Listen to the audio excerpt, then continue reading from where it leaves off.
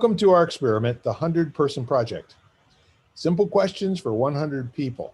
This is a research project to gather data from 100 beautiful human beings for the sole purpose just to see what actually happens across the interviews. I'm adding a little something else to this, and I'm inviting Ken to come to my porch today and learn a little bit more about him, and maybe all of you will learn a little bit more about him and yourself as well. So the questions are fixed and all the interviews will remain consistent, with the variable being the actual participants themselves. And although we're not really sure what we're going to discover, if anything, upon completion, we remain very interested in the people, the process, and your particular stories.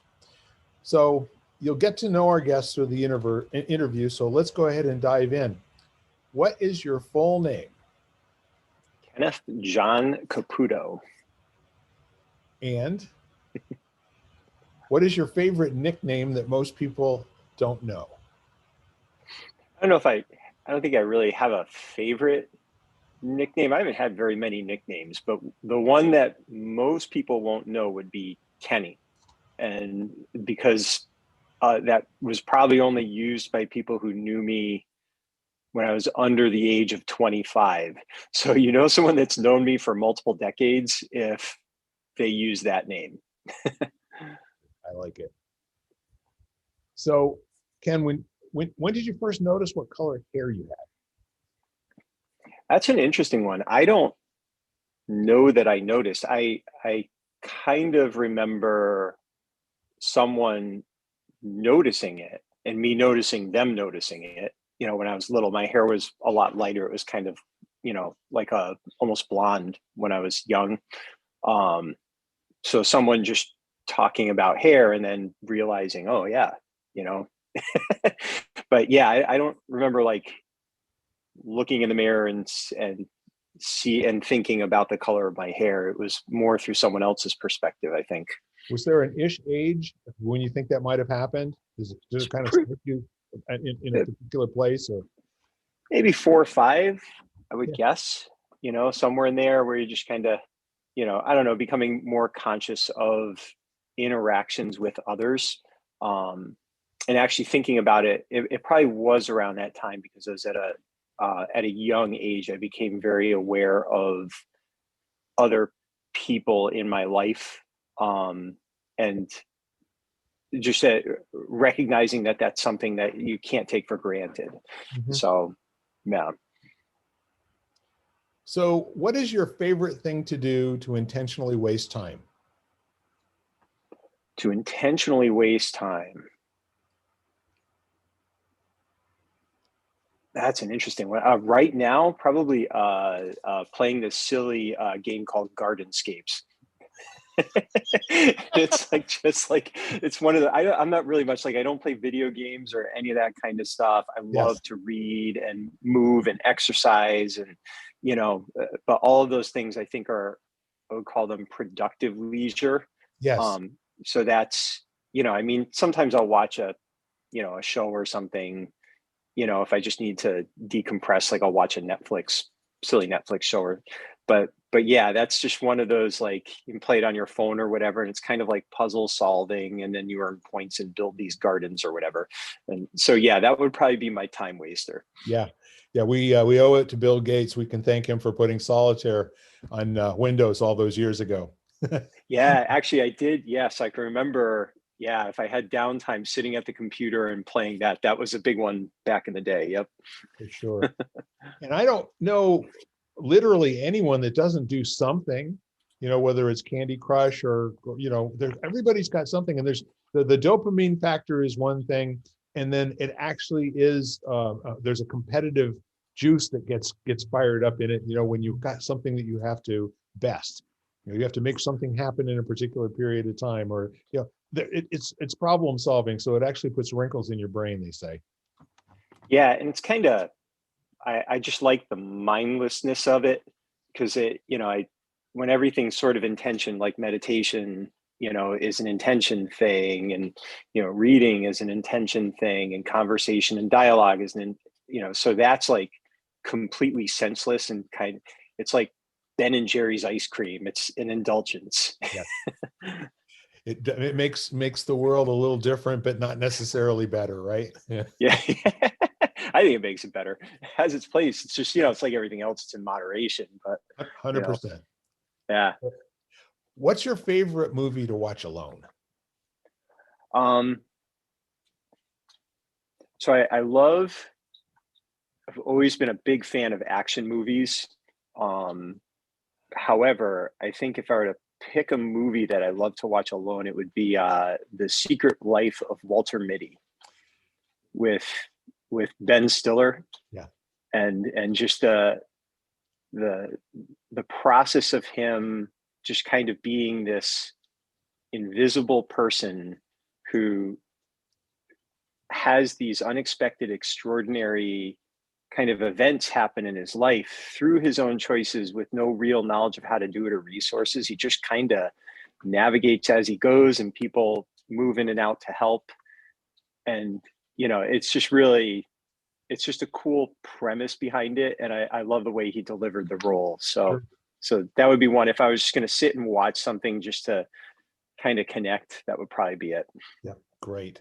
It's almost like another manifestation of Forrest Gump. Yeah, yeah, which is another one that I loved, and that's one that, years ago I would watch that, you know, for just that same kind of feeling. Yeah. Now, I've been looking forward to asking you this next question because of who you are and what you do. So, if you were to have an action figure made of you, what superpower would it have, and what colors would its uniform be? Oh man. That's probably going to be a boring answer now. When I was younger, um, I absolutely wanted to I became a martial arts teacher for a living. I wanted to literally be a superhero, and cultivate that. But what's interesting is now, so what comes to mind would be there's a book series by Robert Jordan called The Wheel of Time. And there's these characters they're called warders, and their job is to kind of protect. They're like almost like guards.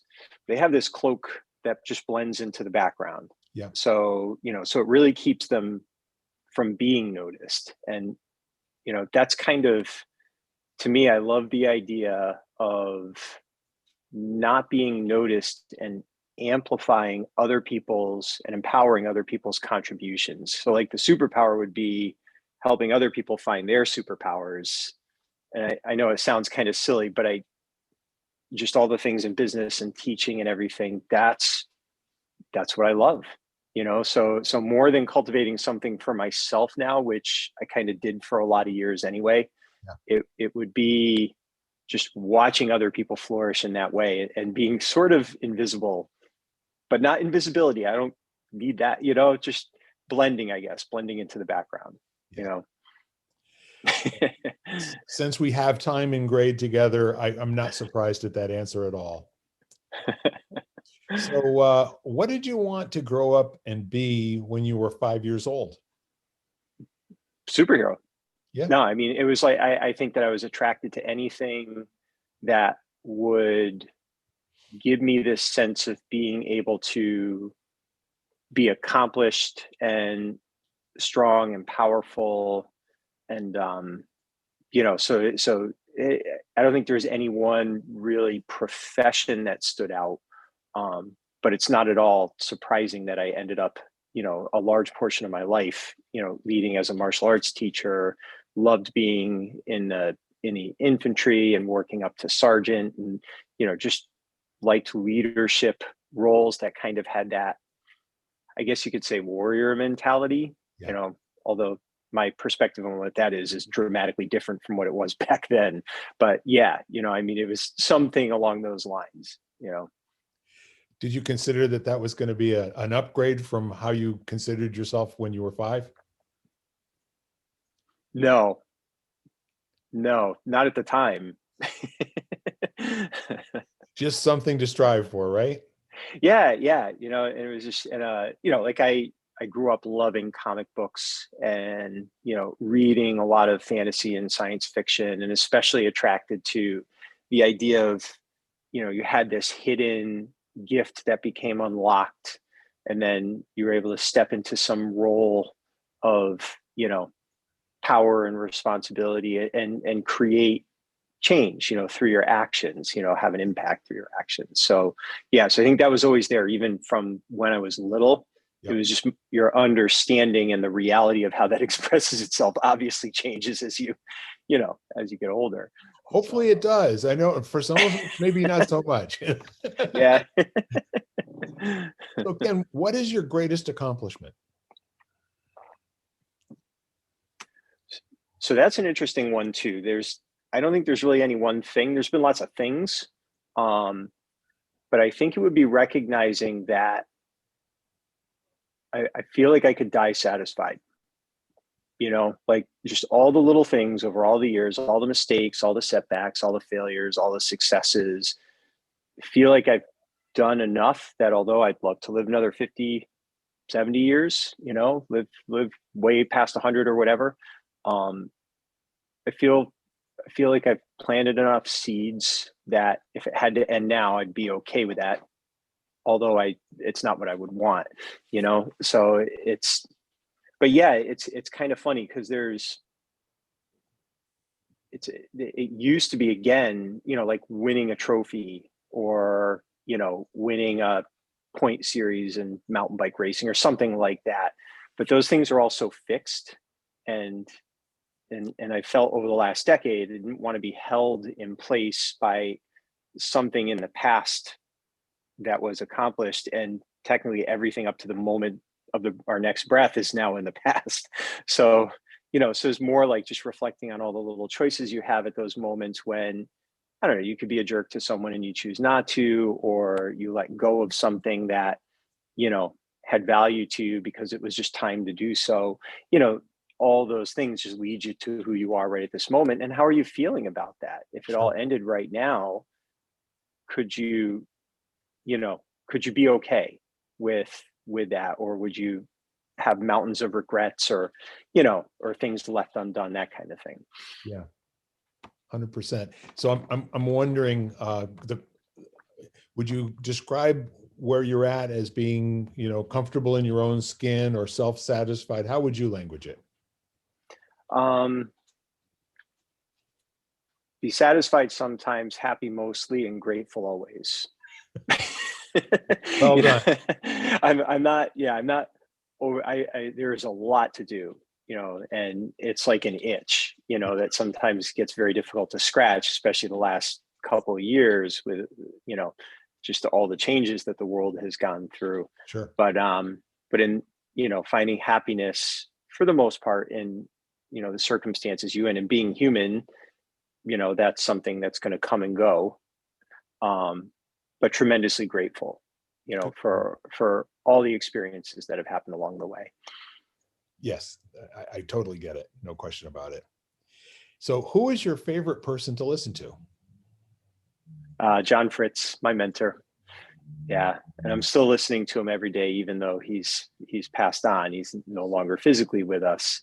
But yeah, the talk about being grateful for, you know, time spent and conversations had and lessons learned, and, and in a, a relationship that evolved in a way that I think maybe it's not, but in my circumstances, it was rare, because this started with him being a teacher and then moving into a mentor. And really towards the end of his life, we were more peers and friends. He used to call me his Dharma brother, Yeah. like we were walking parallel paths, and we were both learning from the relationship all the time. So it was like just this very, very powerful and meaningful thing. Sure. So, yeah. Yeah, that's a mind picture of not knowing who's giving and who's receiving. It's what the world looks like when it's actually growing. Yeah. And it didn't even matter. It just left, these energized, and sometimes we weren't even sure what the heck we just talked about, or if it had any real significance or value. But even that didn't matter, because it Right. was just the friendship and, the connection that we had. And and also the years of cultivated respect for each other that just didn't even need to be said anymore. Yeah. So yeah. That's a powerful relationship in a life, no doubt about it. Yeah. Yeah. So please complete this sentence, Ken. When I grow up, I'd like to.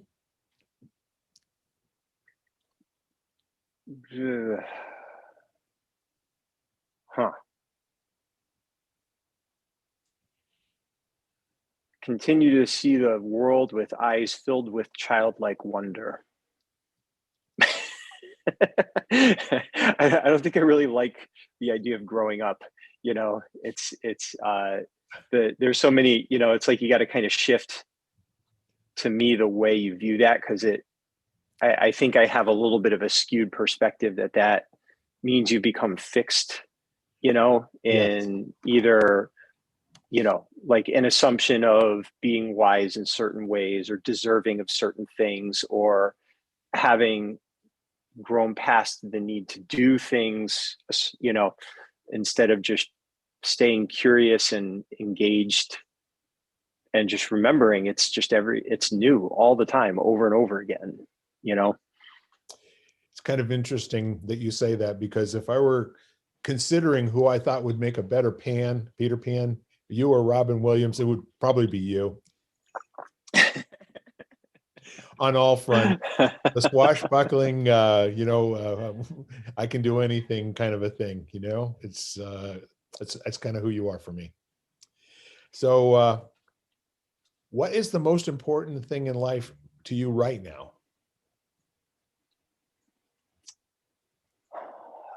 I think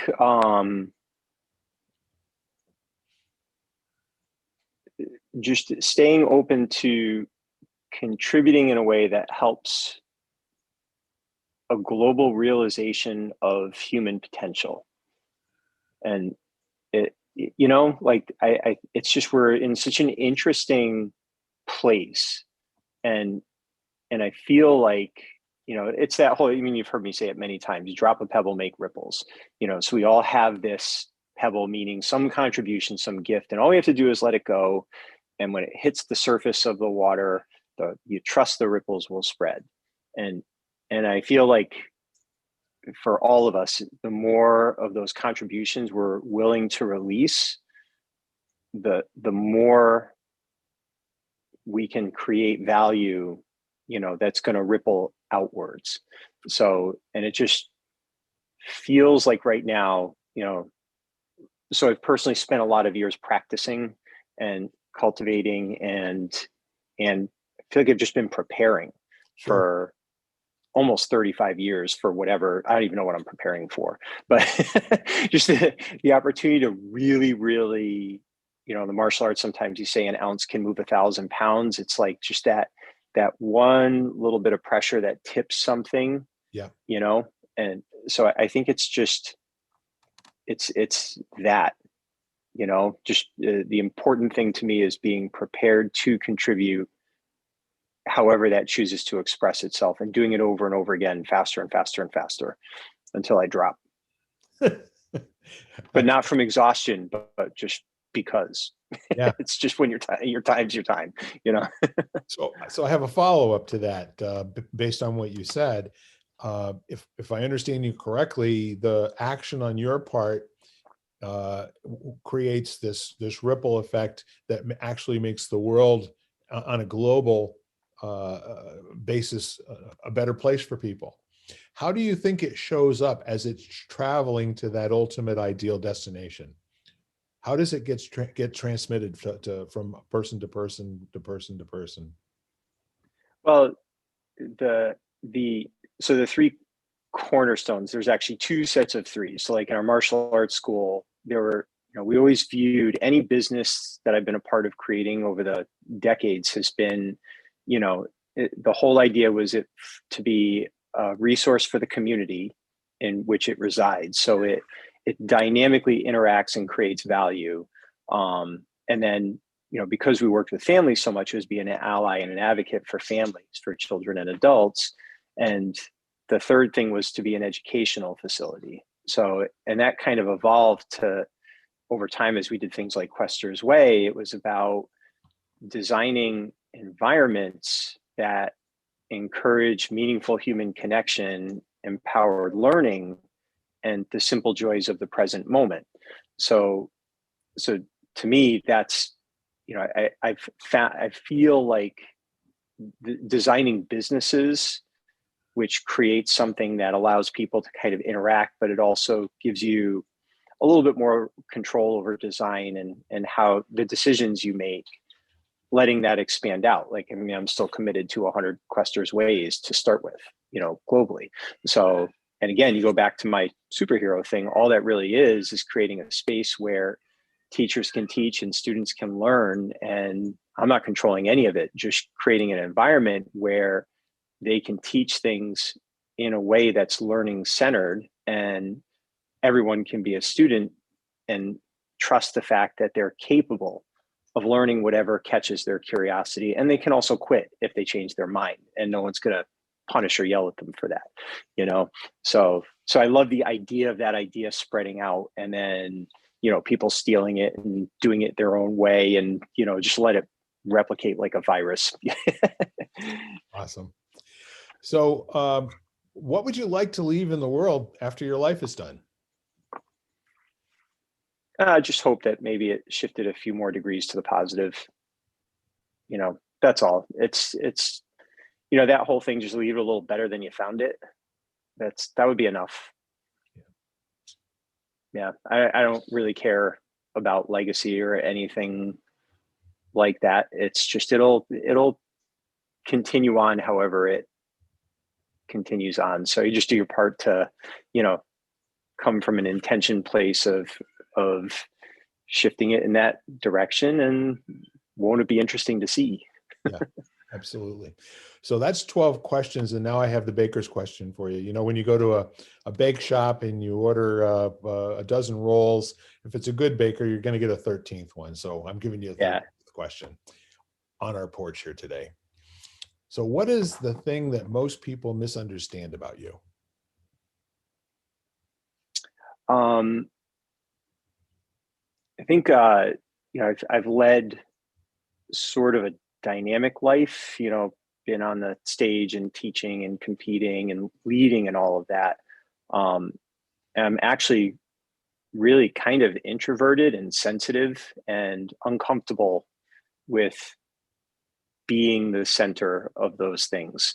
So, you know, so like when someone's congratulating me for something, or, you know, I have a hard time with it because it really makes me uncomfortable. I don't like being in that position. Sure. So yeah, so it's like, it's kind of funny, in the spotlight a lot, and, you know, up on the mic or doing whatever it is, and really preferring not to be there. I'd rather be on a trail run in the woods. You know? Yeah. And someone has to lead at some time, right?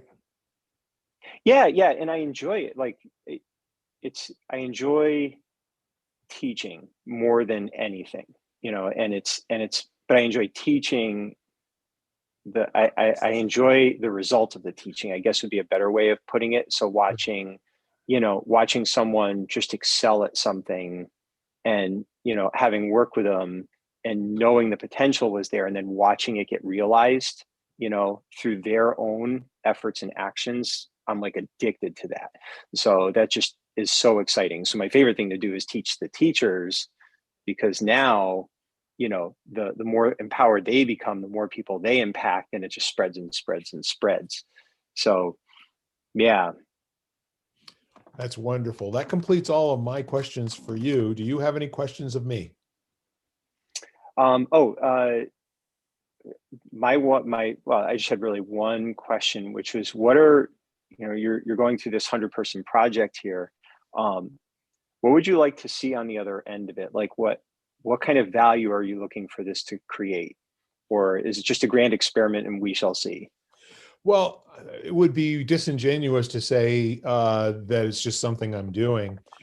Like yourself, I'm pretty intentional about where I spend my time and who I have conversations with and what the conversations are about. And I'm really, I'm suspicious of the things that I hear about how people are and the groups that they are in and what that means for them in particular and how their lives have to go. Not a real strong believer that following the pack and being exactly like the pack, where the pack's constantly dictating to you what you're thinking and what your identity is. I'm not really a big believer in that sort of thing. And I'm really hoping that as we go along here, what we'll start to hear in people's answers to these questions are those things, those thoughts that are their own and not put there by somebody else, you know? Mm. And what if Yeah. we learn things about each other through this process that allows us to have a little bit more room and space on the porch and create a bigger porch for more people to sit and talk at?